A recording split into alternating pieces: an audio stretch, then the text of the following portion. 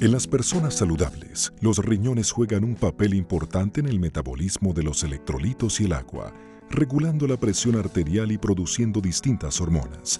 En este proceso es esencial una interacción en equilibrio entre los riñones y el sistema cardiovascular, con graves consecuencias si uno de estos dos sistemas no funciona adecuadamente. Cuando los riñones no funcionan debidamente, se perjudican los vasos sanguíneos y el corazón. La enfermedad cardiovascular tiene un efecto adverso sobre la función renal.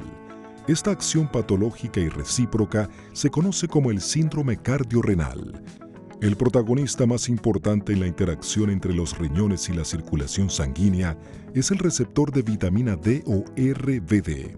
El RBD influye en muchos procesos corporales, incluyendo el metabolismo del calcio. Riñones sanos producen vitamina D endógena, siendo esta el enlace para el RBD.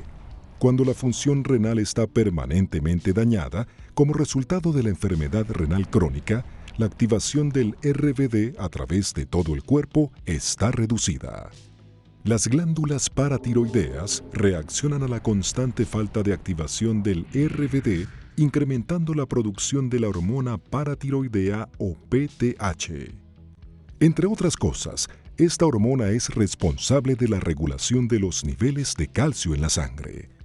La PTH controla la liberación del calcio de los depósitos más grandes que tenemos, como son los huesos. Generalmente esto es un proceso fisiológico.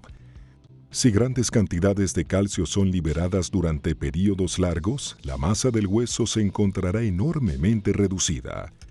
No se necesita de este calcio en estas grandes cantidades, por lo que finalmente dichas cantidades se depositan en las paredes de las venas y arterias, especialmente en la capa media.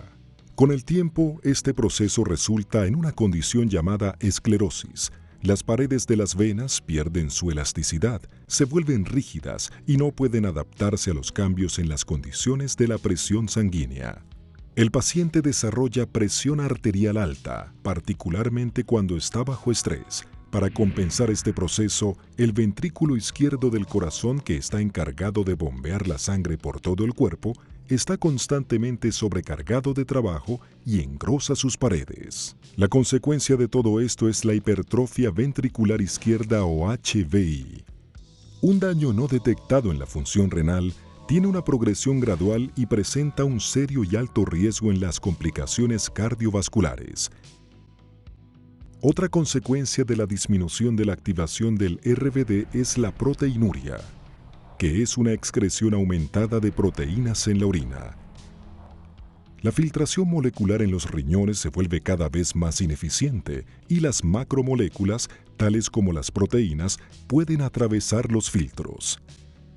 Proteinuria es un factor de riesgo independiente y demostrado en la nefropatía crónica y la enfermedad cardiovascular.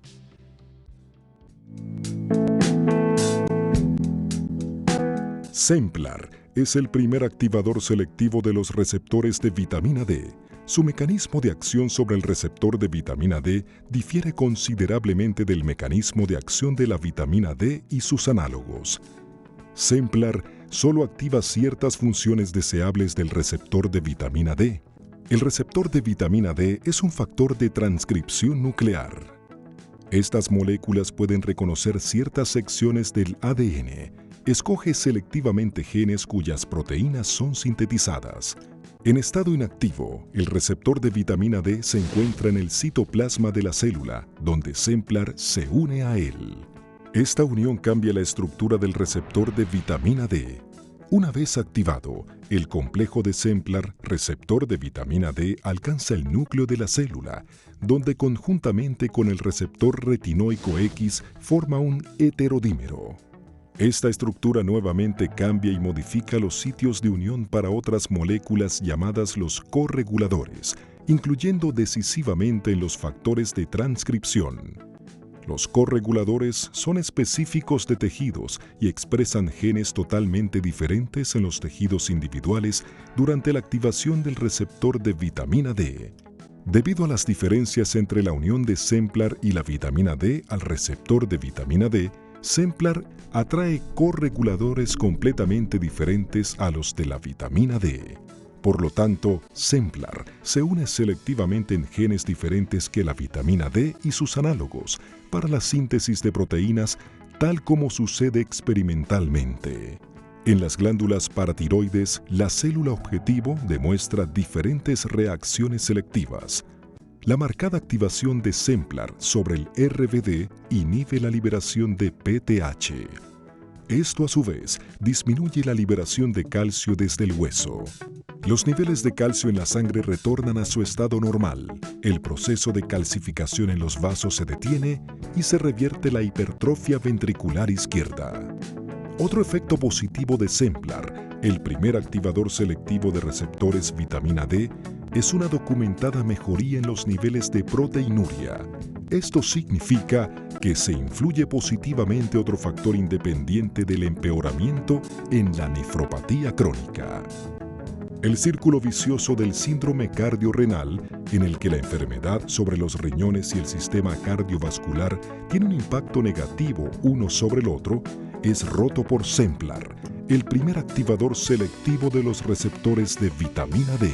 Semplar, el primer activador selectivo de los RBD, reduce los efectos cardiovasculares de las nefropatías crónicas y reduce la proteinuria.